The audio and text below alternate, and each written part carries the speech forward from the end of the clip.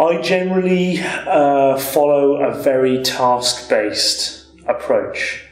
So if I've got maybe a 2 or a 3 hour seminar, I'll set students particular tasks. They're usually quite straightforward tasks, which involve them using their imagination. Now that could be about, okay, here's a document, let's pull that document to pieces. It could be about saying, okay, well, here's a task for you to consider, go and fill in a sheet of paper as a group.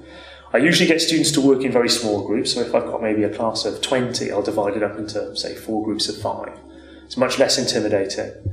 It's much less about me telling them things. It's about them interacting with each other, so very student-led.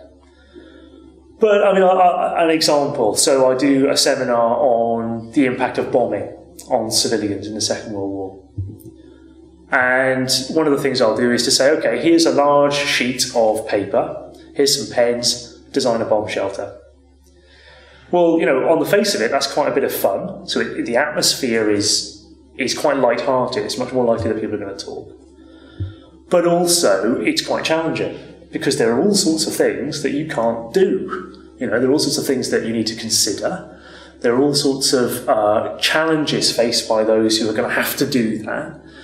And that kind of task brings those kinds of issues out. So it's something which then means that even students who are quite shy are quite likely to engage.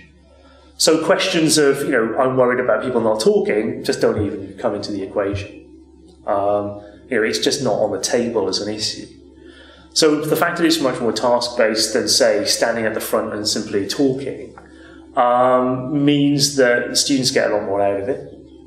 They're much more likely to talk. They're also much more likely to prepare.